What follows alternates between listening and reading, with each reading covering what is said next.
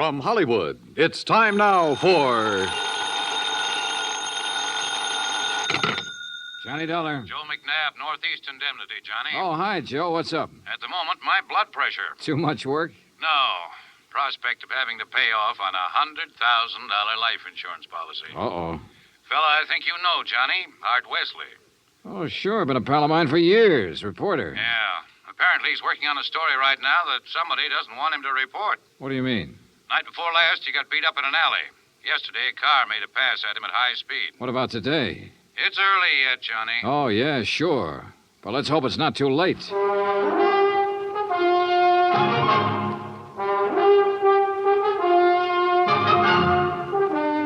Bob Bailey in the exciting adventures of the man with the action-packed expense account. America's fabulous freelance insurance investigator. Yours truly, Johnny Dollar.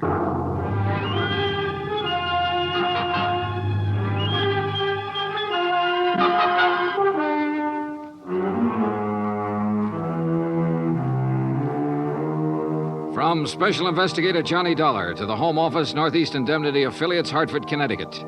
The following is an accounting of expenditures during my investigation of the Big Scoop matter.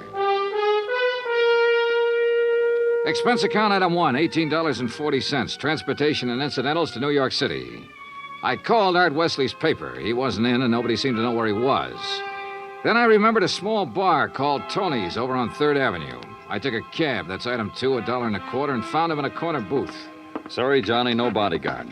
The informants I'm working with will take off fast if they spotted one. No informants, no story. That insurance policy your paper took out on you, who's the beneficiary? A dear departed wife, Joan. Departed? I We thought... split up a couple of months ago. Oh, I'm sorry to hear that, Art. We were living in 2 different worlds. I wanted a home and family. She wanted a trip to the moon every night. Where is she now? Who knows? On her way to the moon, I guess. Hey, look, this story you're working on, Art. It's hot, Johnny. And big, real big. A national gambling syndicate. And run by a guy right here in New York. Who? I'm getting close, but I'm not sure yet. When I am, then out come my articles. What's this guy gonna do when you push him into a corner? Look, I'm worried about you. You look, Johnny, I'm not as foolish as you think. I've got his name written down and put in a safe deposit box with what evidence I got. That's my real insurance. Oh, Art, look, we've been friends a long time. I'm not gonna let you do this alone. Sorry, Johnny. I gotta go it alone.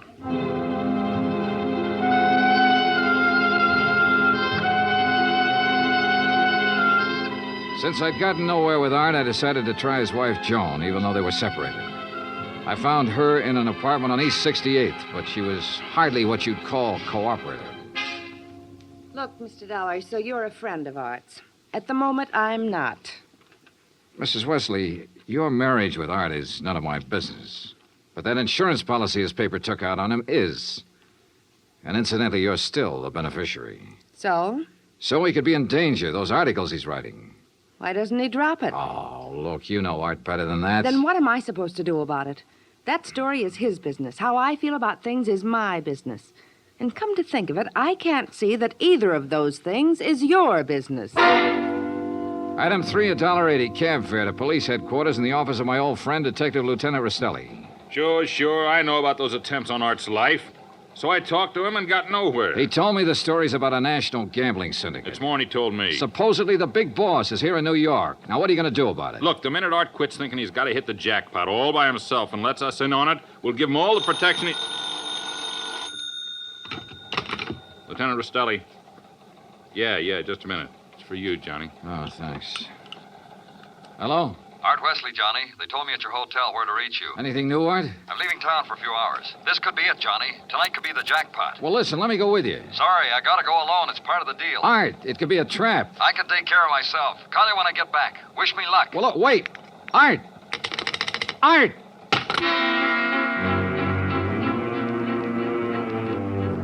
Item 4, $1.80 cab to Art's apartment, where I persuaded the manager to let me in. I was looking for anything that would give me a lead. Then, near the phone on a scratch pad, I found where he'd written the word Watika several times. Sure, Lake Watika, upstate. Art had a lodge there. Item 5, $25 even for a rented car. It was a 3-hour drive to Lake Watika, which was bad enough. But to top it off, it started to rain, and rain hard.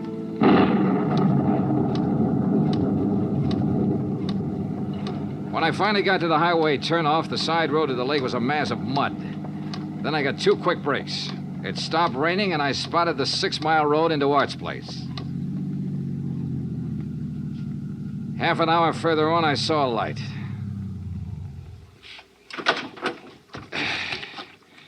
Art's car was parked at one side, and the front door of the lodge was wide open. When I got to it, I saw why. Art was lying in the doorway. Yeah. He was the one who wanted to hit the jackpot. But you can't hit the jackpot with a slug, particularly when that slug is right between your eyes.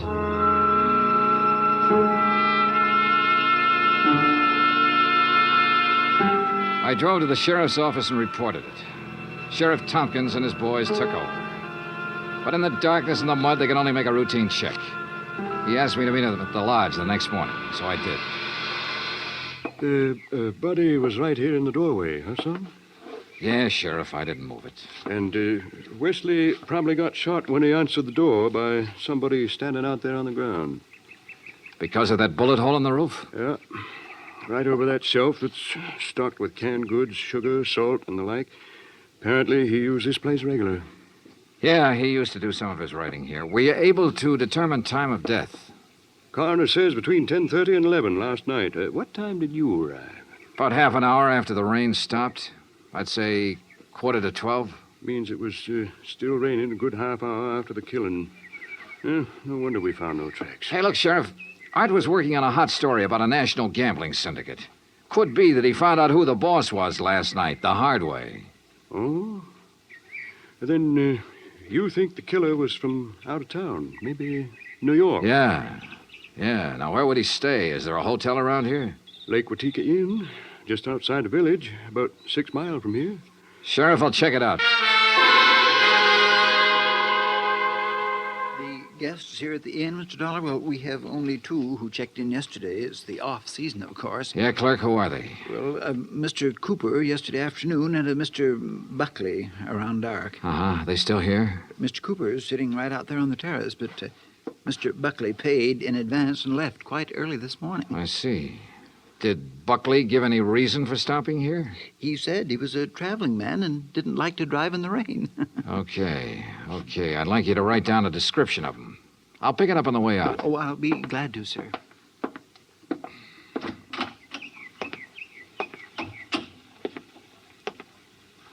Hi. Oh, good morning. Enjoying the scenery? Yes, immensely. Oh, sit down, won't you? Sure, thanks. My name's Dollar. Mine's Cooper. You just check in? I'll just drop by. I came yesterday. Uh-huh. Pretty up here this time of year. Yes, certainly is. I really enjoy places like this in the off-season. It's a nice change. Too bad the weather hasn't been better, huh? Well, the rainstorm last night? Oh, I enjoyed that, too. You were out in it? Oh, no. No, I enjoyed it the way a storm should be enjoyed. In front of the fireplace in my cottage with a drink and a good book. No, Mr. Dollar, I stayed in last night. And that was that. I picked up the description of the other guest, Buckley, from the clerk and gave it to Sheriff Tompkins, who got out a bulletin on him. Then I drove back to New York City, turned in my rented car, and took a cab. That's item 6, $1.70, to Joan Wesley's apartment. Yes. They notified me this morning about Art's death. I don't know what to say. What is there to say? Good question, Mrs. Wesley. If only he hadn't been so stubborn. If only he'd given up that story about the gambling syndicate or whatever it was. Yeah. You figure somebody in the syndicate killed him? Why, of course. Mrs. Wesley, did you know Art had gone on up to the lodge at Lake Watika? No. Mr. Dollar, I'm rather tired. One more thing. Did you go out last night? No. It was raining. I stayed here in the apartment. All evening? All evening. I see. Well, thanks, Mrs. Wesley. Maybe I was imagining, but it seemed to me Joan Wesley hesitated just a little before telling me she hadn't been out of her apartment last night. And if she had gone to Lake Watika, I checked the basement garage. Her car was clean. Too clean. Item 7, $5 to the garage attendant for some very interesting information. Joan Wesley had ordered her car washed first thing this morning. Why? Because the wheels were covered with mud from last night.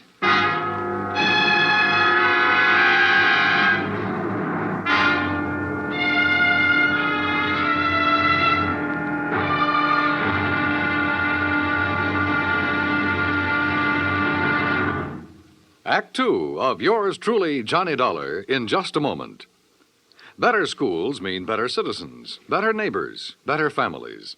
But we can't expect our children to respond, to learn and grow, if we ourselves are indifferent to their school environment.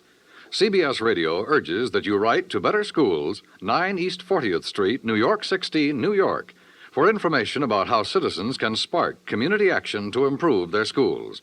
That address again is Better Schools, 9 East 40th Street, New York 16, New York.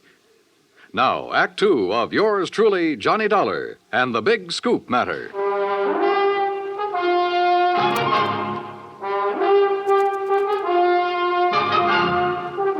I tell you, I didn't leave this apartment last night. Your car says differently, Joan. Car? You had it washed today because it was all muddy. And the reason it was muddy was because you had it out in the rain last night. Look, Another thing. You told me you didn't know Art had gone to the lodge. You hadn't heard from him. But the switchboard operator told me you had a call from him yesterday. Now, why else would he call you except to tell you where he was going? Well, how about it, Joan? All right. Art did call me yesterday and told me he was going to Lake Watika. And how about last night? Yes. I went out, but not to Lake Watika. Art wouldn't give you a divorce. By killing him, you get your freedom and $100,000. I didn't kill Art. I didn't go up there last night. And where did you go? Might as well know. The reason I wanted a divorce from Art was because I'd found someone else. Oh? That's where I went for a few minutes last evening. Why did you lie about the phone call from Art yesterday? I don't know. I was confused. I was afraid it would look bad for me if it came out that I knew Art had gone up there. It doesn't look good for you this way, believe me. Oh, Johnny, I'm telling the truth. Who is this fella you're interested in? I don't see why he Who has is to- he?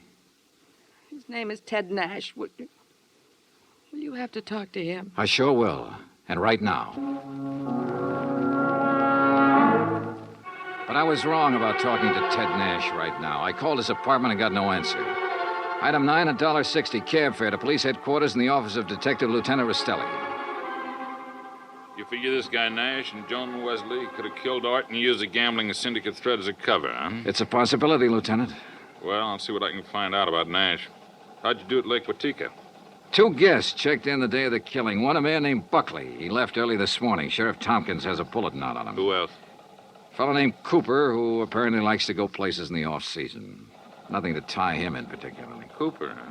We had a rumble some time ago that a guy named Cooper was involved in that gambling syndicate. What? Trouble is, we got no proof. Hey, wait a minute. What's the matter? Art told me he'd put the name of the man he was after in a safe deposit box. If we could find the key to that box. How about Art's apartment? Let's take a look.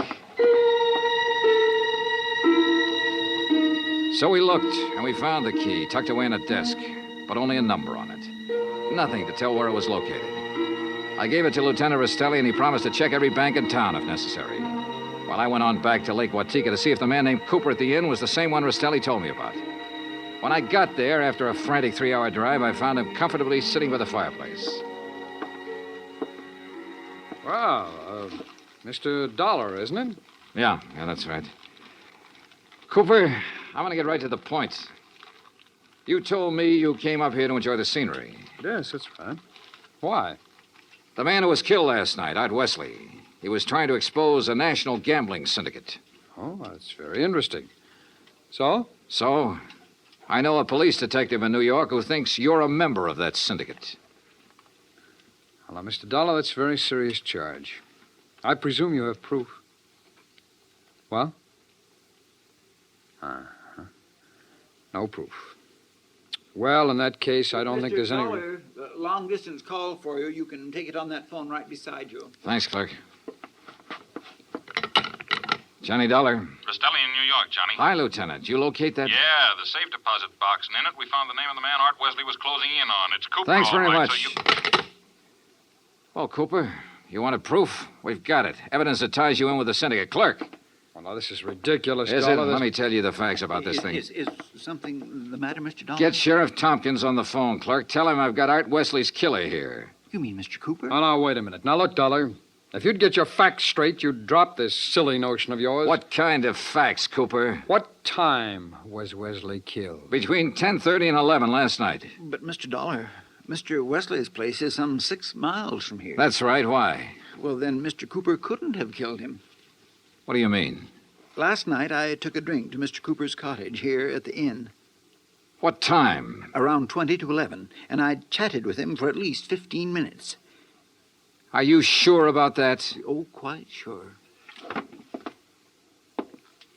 Well, Mr. Dollar, I'll buy you a drink sometime. Cooper strolled back to the bar with a satisfied smirk on his face. So the one man who had to be Art's killer couldn't have killed him. I collared the clerk again and had him repeat his story in detail. If you recall, it rained heavily last night, Mr. Dollar. Yes, I drove through it on my way up here. Well, I was making the rounds of the inn, checking windows, things like that, when the house phone rang. It was Mr. Cooper calling from his cottage. He wanted a drink. You say that was at 20 to 11? Yes, I always jot down the time when I am called away from the desk. All right, go on. Well, when I got to Mr. Cooper's cottage, he was sitting in the living room in front of the fire with a book. Yeah. We chatted a while, and then when I returned here to the desk, I jotted down the time again. 10:55. Well, that does it. What do you mean? Oh, it's a good 20-minute drive from here to Art Wesley's lodge. If he was killed between 10:30 and 11 and Cooper was here at that time, he couldn't have done it. Well, I'm sorry, but facts are facts. And... Oh, excuse me. Lake Watika Inn. Yes, just a moment. Sheriff Tompkins, Mr. Dollar. Oh, thanks. Hi, Sheriff. Thought you ought to know, son. Remember that man Buckley we were looking for? Yeah, sure, the other guest at the inn. Yeah, we picked him up. I've been questioning him for an hour. Any luck? No, sir. He's just a traveling salesman who stayed at the inn because he didn't want to drive in the rain. You sure? Buckley swears he doesn't even know Cooper. Just between you and me, Johnny, I think we got the wrong fella. No place again. I decided to start all over. Got into my car and drove to Art Wesley's place. Nothing was changed. I remember the trip I'd made the night he was killed, how it rained heavily until about half an hour before I arrived. How I'd found him lying in the open doorway, a bullet hole in his head. Yeah, and the hole in the ceiling over the shelf of provisions, marking the path of the bullet. It was there. So were the provisions. Canned food, mustard, sugar, a package of crackers. There was some... Wait a minute. Sugar. The sugar bowl. I stared at it for a moment. I remembered a couple of things the room clerk at the inn had told me. And suddenly the whole deal slid neatly and quietly into place. I drove back to the inn fast. Cooper's cottage was empty, so I went inside to the bedroom and took a look around. Then I spotted one of the pictures on the wall, a little out of place. I looked behind it. Yeah, just what I expected. Outside, I found Cooper sitting on the terrace in front of the main building. I slid into a chair across from him. Well, Mr. Dollar, what fantastic crime are you going to accuse me of today? Cooper, I got a one-track mind, and it's still stuck on murder. Oh, now look, Dollar. We've been over this before, and personally, I find it quite boring. So much so that it's interfering with my vacation here. That's too bad. Yes, it is. So I'm leaving this evening. I don't think so, Cooper. Oh, come now. Art Wesley was trying to expose a figure in a gambling syndicate. You. Well, that's a matter of conjecture. You had to stop him for keeps. Oh, now look, Dollar. The time of Art Wesley's death has been established as between 10:30 and 11 last night. That's right, between 10:30 and 11 last night. And I'm sure you remember the room clerk telling you he was with me in my cottage living room from 10:40 to 10:55. I sure do. So that I certainly couldn't have killed your friend Wesley 6 miles from here during that time. Except that Art Wesley wasn't killed at his lodge. What are you talking about? You see, I remembered something else the clerk had told me. The night of the killing, it stopped raining a little after 11. All right, what difference does that make? All the difference in the world, believe me. Here's what really happened, Cooper. You killed Art Wesley in the bedroom of your cottage here at the inn. Oh, don't be ridiculous. You immediately called the room clerk over and chatted with him in your living room for about 15 minutes. He didn't know there was a corpse in the next room. Oh, really? After he left, you took Wesley's body the 6 miles to his place and planted it in the doorway. Oh, now look, Dollar... Your problem was to make it look like he'd been killed there. Then you remembered. The slug that had killed him hit the wall in your bedroom. That gave you an idea. You figured out the right angle at the lodge and fired a shot upwards from the outside the door. It went through the ceiling at the back. All right, Dollar, I've had enough of your half-baked theories with no proof whatsoever to back them up. Correction, Cooper. This time I've got proof. There was a shelf of food under the bullet hole and a bowl of sugar directly under it. A bullet? So what? When sugar gets wet, it gets crusty, and it stays that way. But the sugar in that bowl was dry. Now, if the killing was between 10:30 and 11, and it rained heavily until after 11, then some rain would have dropped through the bullet hole into the sugar. I see. But, Cooper, the sugar was dry. So the bullet hole was made after the time of the murder, when you planted Wesley's body there. Just a little detail, Cooper, but it nails you. That and, of course, the fact I found the slug that really killed Wesley just a couple of minutes ago. Oh? Buried in the wall of your bedroom behind a picture you'd moved slightly to cover it. Well, Dollar, I may as well tell you that I saw you come out of my cottage a few minutes ago. I figured you knew. So ever since you sat down here, I've been holding a gun on you under the table. You know, Cooper, I may as well tell you. Ever since I sat down here, I've been holding a gun on you, too. Well, you... Let's have it. Well, you didn't have any gun. A big-time gambler bluffed right out of the game. Cooper, you're slipping.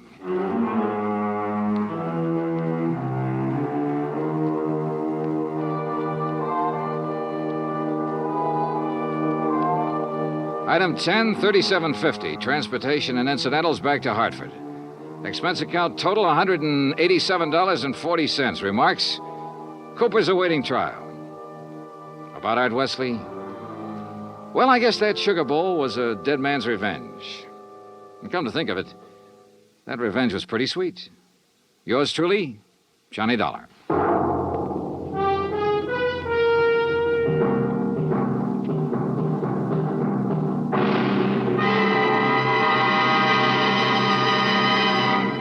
Our star will return in just a moment. In days long since gone by, one had to go out in search of daring do. But in a fast-moving world, exciting things are happening right around the clock. Things you can be in on no matter what else you're doing, as long as your radio is nearby. With CBS newsmen on the job, you can make CBS Radio your listening post for world events. Stay tuned now for 5 minutes of CBS News, to be followed over most of these same stations by the FBI in peace and war. Now, here is our star to tell you about next week's story. Next week, colorful New Orleans, from nightlife in the Latin Quarter to the dismal, deadly swamps. Join us, won't you? Yours truly, Johnny Dollar. Yours truly, Johnny Dollar, starring Bob Bailey, originates in Hollywood. Written by Robert Reif, it is produced and directed by Jack Johnstone. Heard in tonight's cast were Virginia Gregg, Russell Thorson, Barney Phillips, Stacey Harris, Larry Thor, Parley Bear, and Les Tremaine. Musical supervision is by Amerigo Marino. Be sure to join us next week, same time and station, for another exciting story of yours truly, Johnny Dollar. Dan Cubberly speaking.